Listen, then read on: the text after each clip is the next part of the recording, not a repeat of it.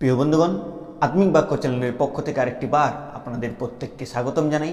ঈশ্বরের অনুগ্রহে ঈশ্বর আমাদেরকে ভালো রেখেছেন এবং তার মহিমার জন্য আমাদেরকে ব্যবহার করছেন। প্রিয় বন্ধুগণ, আসুন আজকে আমরা এক বড় বিষয়কে আলোচনা করব, যেটা সম্বন্ধে অনেক মানুষ অনেক ভুল প্রচার করে থাকেন এবং অনেক ভুল সিদ্ধান্তকে নিয়ে থাকেন। আর সেই বিষয়ে আজকে আমরা আলোচনা করব।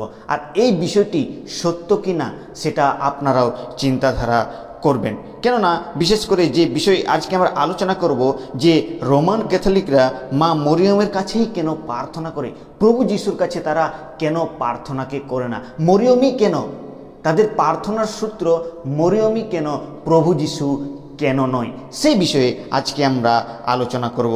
প্রিয় বন্ধুগণ, আমরা যে দেখে নেব যে বাইবেল কি বলে, এটা কি সঠিক না ভুল, আর বাইবেলের সঠিক বিষয়টি কি, আসুন আমরা সেই বিষয়ে গভীরভাবে বিশ্লেষণ করব। প্রথম আমরা দেখব যে ক্যাথলিক বিশ্বাসের ব্যাখ্যাটা অ্যাকচুয়ালি আলোচনা করব।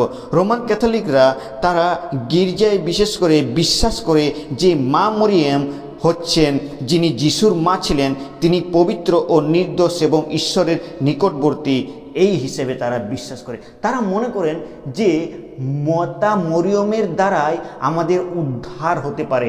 মাতা মরিয়মের কাছে যদি আমরা প্রার্থনা করি আর তিনি প্রার্থনাকে সংগ্রহ করেন আর সেই প্রার্থনা যিশুর কাছে পৌঁছে। লুকলিখিত সুসমাচারের একটি বিষয়কে নিয়ে তারা সেই বিষয়কে সব থেকে বেশি প্রাধান্য দিয়ে থাকে, আর সেটা হচ্ছে লুক তার 1 অধ্যায় 28 পদে। সেখানে এরূপ লেখা আছে, দূত গৃহ মধ্যে তাহার কাছে আসিয়া কহিলেন, ওই মহানী গৃহিণীতে মঙ্গল হোক, প্রভু তোমার শহরবর্তী। তার মানে তুমি নারীগণের মধ্যে হচ্ছে তুমি ধন্য।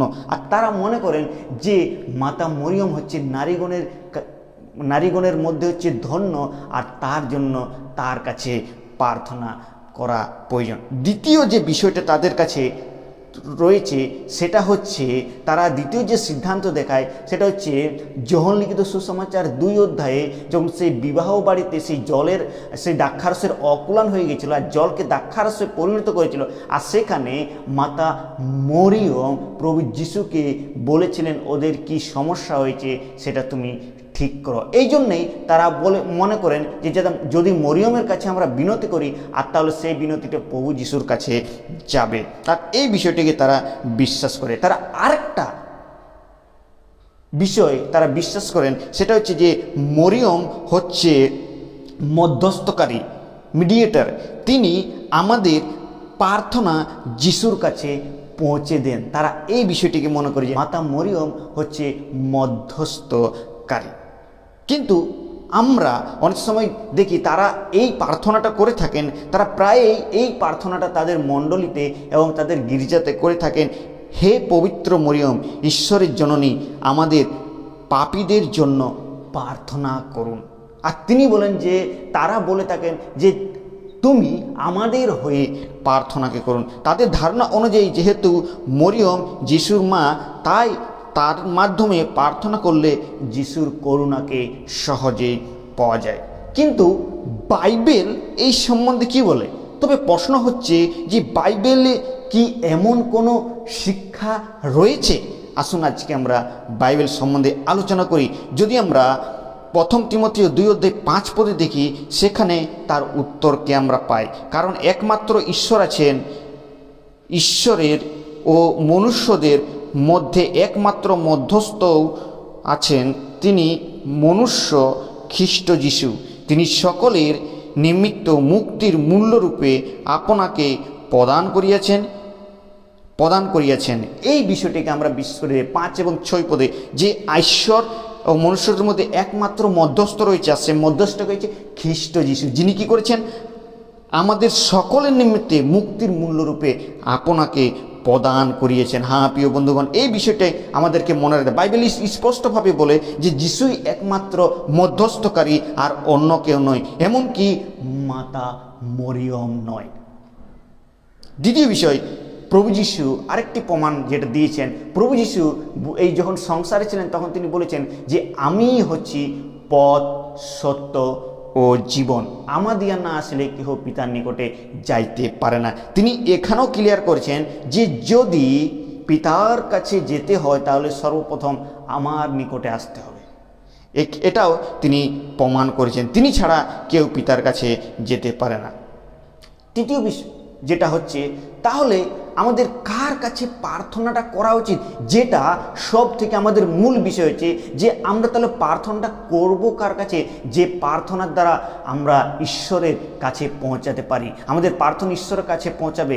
রোমান ক্যাথলিকরা তারা মনে করেন যে যদি মরিয়মের কাছে আমরা প্রার্থনা করি তাহলে আমাদের প্রার্থনা ঈশ্বরের কাছে পৌঁছাবে, কিন্তু বাইবেল যে শিক্ষা দেয় যে না, মরিয়মের কাছে নয়, যদি আমরা প্রভু যিশুর কাছে আমরা প্রার্থনা করি আর তাহলে আমরা সঠিক জায়গায় প্রার্থনাকে করি। তো আসুন আমরা সেই বিষয়ে এখন আলোচনা করব, প্রার্থনা আমরা কার কাছে করব। প্রিয় বন্ধুগণ, আমাদের মনে রাখতে হবে যে প্রার্থনা একমাত্র সেই ব্যক্তির কাছেই করা উচিত যিনি সব জায়গায় উপস্থিত রয়েছেন, যিনি সর্বজ্ঞানী, যিনি সর্বশক্তিমান, যিনি সর্বব্যাপী, আর তার কাছে যেন আমরা প্রার্থনাকে করি। মরিয়ম সর্ব জায়গায় উপস্থিত হতে পারবে না, সর্বস্থানে সর্বজ্ঞানী তিনি নন, তিনি সর্বশক্তিমান নন, কিন্তু প্রভু যিশু যখন তিনি সংসারে ছিলেন তিনি মানুষের অন্তঃকরণের কথাকে তিনি অন্তরে জেনে নিতেন। তিনি সর্বান্তঃকরণকারী ছিলেন এবং তিনি আমাদের মনের ভাবকে জেনে নিতেন এবং তিনি সর্ব জায়গায় উপস্থিত হতেন, কেননা তিনি ছিলেন ঈশ্বর। সেই বিষয়টাকে আমাদেরকে কিন্তু মা মরিয়ম একজন মহান মহিলা ছিলেন, তাকে ঈশ্বর ব্যবহার করেছিলেন, তার কার্যের জন্য তাকে ঈশ্বর ব্যবহার করেছিলেন। তাও বলে এ নয় যে তিনি ঈশ্বর, তিনি আমাদের প্রার্থনা শুনতে বা উত্তর দিতে পারে না, এটা আমাদের ক্লিয়ার জেনে নিতে হবে। কেন প্রভু যিশু তিনি যখন এই সংসার ছিলেন তখন তিনি ক্লিয়ার করেছেন, তিনি বলেছেন, হে পরিশ্রান্ত ও ভরাক্রান্ত লোক সকল আমার নিকটে এসো, আমি তোমাদিগকে বিশ্রাম দেব। মতি 11:28 সেখানে তিনি ক্লিয়ার করেছেন, তিনি আমাদের মতো পাপী মানুষকে ডাকছেন, আহ্বান করছেন যে তোমরা আমার নিকটে এসো, আমি তোমাদিগকে পরিত্রাণ করো। মাতা মরিয়ম এরকম কাউকে আহ্বান করেননি, কাউকে বলেননি যে তোমরা আমার কাছে প্রার্থনা করো আর আমি তোমাদের প্রার্থনার উত্তরকে দেব। দ্বিতীয় প্রমাণ যেটা আমরা পাই প্রেরিতের কার্যবিবরণীতে একটা খুব বড় বিষয়কে, প্রেরিতের কার্যবিবরণী 1 অধ্যায় যদি আসি, আর সেখানে একটা বড় বিষয়কে লেখা রয়েছে। সেখানে আমরা দেখতে পাই যে প্রভু যিশুর মাও শিষ্যদের সঙ্গে প্রার্থনাকে করছেন। প্রেরিতের কার্যবিবরণী 1 অধ্যায় যদি 13 পদে দেখি, সেখানে শিষ্যদের অনেক নামগুলো লেখা আছে এবং 14 পদে যখন আমরা দেখব সেখানে লেখা আছে, ইহারা সকলে স্ত্রী লোকদের এবং যিশুর মাতা মরিয়মের ও তাহার ভ্রাতাদের সঙ্গে এক চিত্তে প্রার্থনায় নিবিষ্ট রইলেন। তার মানে এখানে প্রার্থনা করছিলেন তারা। যখন প্রভু যিশু স্বর্গারোহণ হলেন তখন সেখানে তারা সকলে প্রার্থনা করছিলেন। সেই প্রার্থনা সভাতে উপস্থিত ছিলেন মাতা মরিয়ম। যদি মাতা মরিয়ম নিজেই যদি প্রার্থনা শ্রবণকারিণী হতেন তাহলে তিনি এখানে থাকতেন, তিনিও যিশুর কাছে প্রার্থনাকে করছেন। তো সেটা আমাদেরকে জেনে নিতে হবে। এবার চতুর্থ বিষয়, এই সমস্যাটা কিভাবে শুরু হয়েছে, এই সমস্যাটার মূল কারণ কি, কেন তারা মরিয়মের কাছেই প্রার্থনা করে যিশুর কাছে কেন করেন না, সেই ভুলটি আজকে আপনাদেরকে বলে দিতে চাই।